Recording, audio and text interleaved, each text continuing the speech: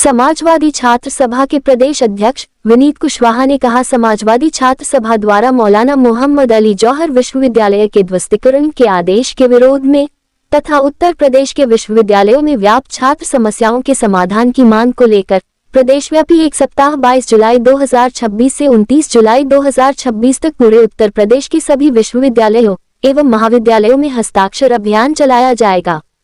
Media को संबोधित करते हुए समाजवादी छात्र सभा के प्रदेश अध्यक्ष विनीत कुशवाहा ने कहा कि उत्तर प्रदेश की वर्तमान सरकार शिक्षा, रोजगार और छात्रों के मूलभूत मुद्दों पर गंभीरता से काम करने के बजाय ऐसे फैसले ले रही है। समाजवादी छात्र सभा के प्रदेश अध्यक्ष विनीत कुशवाहा का कहना है कि किसी भी संस्थान से जुड़े कानूनी मामलों का समाधान कानून के दायरे में होना चाहिए, लेकिन हजारों छात्रों की शिक्षा और भविष्य को नुकसान नहीं पहुंचना चाहिए। समाजवादी छात्र सभा के प्रदेश अध्यक्ष विनीत कुशवाहा ने कहा कि प्रदेश के विश्वविद्यालयों में लगातार फीस वृद्धि, छात्र छात्राओं के निष्कासन, छात्रवृत्ति एवं शुल्क प्रतिपूर्ति में देरी, छात्रावासों की बदहाल स्थिति, शोध सुविधाओं की कमी और छात्र संघ चुनावों का लंबे समय से न होना जैसी समस्याएं छात्रों को प्रभावित कर रही हैं। छात्र सभा के प्रदेश अध्यक्ष विनीत कुशवाहा का आरोप है कि इन मुद्दों पर सरकार पर्याप्त ध्यान नहीं दे रही है। उन शिक्षण संस्थाओं के अंदर कुठाराघात करने का काम कर रही है। जौहर विश्वविद्यालय को लेकर एक आदेश जारी हुआ डीएम द्वारा, या कहिए रामपुर विकास प्राधिकरण द्वारा, कि 38 भवन को गिरा दिया जाए, उसके नक्शे नहीं पास है। मैं आप लोगों के माध्यम से भारतीय जनता पार्टी की सरकार से पूछना चाहता हूं कि अगर नक्शे नहीं पास हैं तो ऐसे बहुत सी बिल्डिंगें उत्तर प्रदेश के अंदर हैं जिनके नक्शे नहीं पास हैं। हो सकता है कि उत्तर प्रदेश के अंदर गोरखपुर में एक मठ भी हो जिसका नक्शा पास ना हो। अभी बीच में लखनऊ में एक कोचिंग सेंटर के अंदर आग लगी और आग लगने के बाद यहां के वीसी, लखनऊ प्राधिकरण के वीसी ने बयान दिया कि 95% ऐसी बिल्डिंगें लखनऊ के अंदर हैं जिनका नक्शा पास नहीं है। तो क्या भारतीय जनता पार्टी की सरकार उन्हें गिरा देगी? ये मैं इस बात को इसलिए कह रहा हूं कि जौहर विश्वविद्यालय में लगभग 3000 से अधिक छात्र आज नामांकन है, पढ़ रहे हैं, उनके शिक्षा से जुड़ा हुआ सवाल है और समाजवादी छात्र सभा इसका पुरजोर विरोध करती है और विरोध करेगी भी, क्योंकि छात्रों के भविष्य के साथ खिलवाड़ होगा। अगर उस बिल्डिंग को गिरा दिया जाएगा, उसको गिरा दिया जाएगा, तो वो छात्र कहां जाएंगे? और जो ये बयान जब से सरकार बनी है, आजम खान साहब को झूठे मुकदमे में फंसाने का काम कर रही। ठीक है, तुमने फंसाया, यही अधिकारी जिन्होंने फंसाया है आजम खान साहब को, यही अधिकारी बताएंगे कि किसके कहने पे फंसाया। लेकिन विश्वविद्यालय के अंदर, महाविद्यालय के अंदर समाजवादी छात्र सभा हस्ताक्षर अभियान चलाएगी और हस्ताक्षर अभियान चलाकर छात्रों का समर्थन जुटाने का काम करेगी और इस सरकार का विरोध करने का काम करेगी। समाजवादी छात्र सभा पहले समर्थन जुटाएगी और यहाँ राज्यपाल का घेराव करेगी। जब से राज्यपाल की मृत्यु हुई है, केवल दीक्षांत समारोह करती हैं और उसी राजभवन में सोती हैं, दूसरा उनके पास कोई काम नहीं। पेपर लीक हुआ, कोई जवाब नहीं। आप लोग जाएंगे? रामपुर हम जाएंगे, उस विश्वविद्यालय में वो आपको बता दी जाएगी। लेकिन अभी एक हफ्ते का हमारा कार्यक्रम जो है तमाम विश्वविद्यालयों में चलेगा और वहां पर हस्ताक्षर अभियान चला के छात्रों को बताने का और उसको जोड़ने का काम करेंगे और फिर राज्यपाल का घेराव करेंगे और हम लोग रामपुर भी जाने का काम करेंगे। आप लोग हस्ताक्षर अभियान चलाएंगे, क्या इसकी कानूनी लड़ाई करेंगे, कानूनी प्रक्रिया को अपनाएंगे? समाजवादी छात्र सभा और समाजवादी पार्टी जब से रामपुर में आजम खान साहब के खिलाफ भी लगातार जब से फर्जी मुकदमे किए गए, तब से हमारे नेता माननीय अखिलेश यादव जी लगातार कानूनी कार्यवाहियों में उनकी मदद करने का काम कर रहे हैं और इस विश्वविद्यालय के लिए भी समाजवादी छात्र सभा और समाजवादी पार्टी कानूनी लड़ाई लड़ने का काम करे। ठीक है, समाजवादी छात्र सभा का जो जौहर विश्वविद्यालयों के लेकर आज आप यहाँ पे प्रेस वार्ता करने आए हैं, तो ये हस्ताक्षर अभियान क्या है?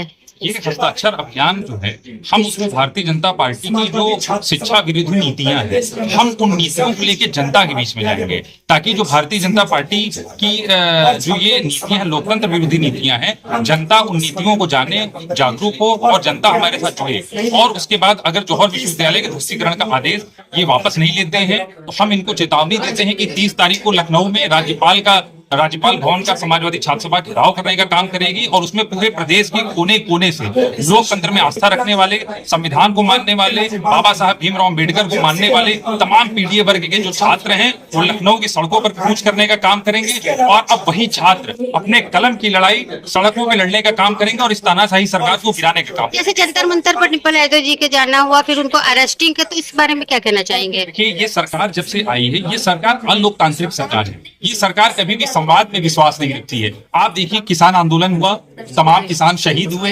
इस सरकार ने उनसे कोई वार्ता नहीं की। अंत में इस सरकार को किसी कृषक कानून वापस लेने पड़े। आखिर आप ऐसी नीतियां क्यों बनाते हो कि जो हमारे लाभ के लिए नहीं, और फिर आपको उनको वापस लेना पड़ता है? सरकार का कहना है कि जो विश्वविद्यालय है वो भी अवैध था, इसलिए तोड़ा जा रहा है। और जंतर मंतर पे जो प्रोटेक्ट हो रहा है वो छात्र नहीं, राजनीति गुंडे हैं जो कर रहे हैं। इस बारे में अच्छा, आप ये बताइए, सरकार के पास जो हजारों करोड़ का जो सूचना का बजट है, सरकार पहले तो जनता और छात्रों की विरोधी नीतियां बनाती है। फिर सरकार अपनी नीतियों को सही करने के लिए आम जनता के जो टैक्स और हजारों करोड़ का पैसा है, उस पैसे से सरकार उन नीतियों को सही करती है।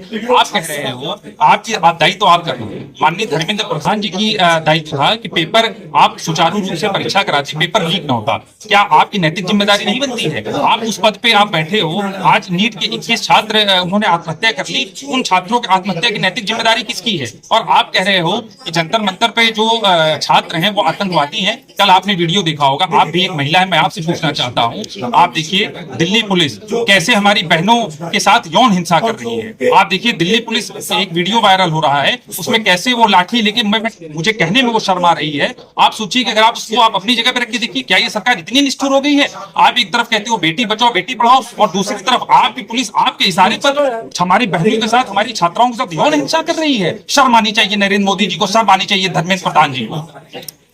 अगर ये हस्ताक्षर अभियान पूर्ण रूप से संपन्न नहीं हुआ और सरकार अपने बात को वापस नहीं लेगी तो फिर आगे का क्या एजेंडा है? ये हमारे सर पे ये लाल टोपी है और ये जो लाल रंग है ये क्रांति का प्रतीक है।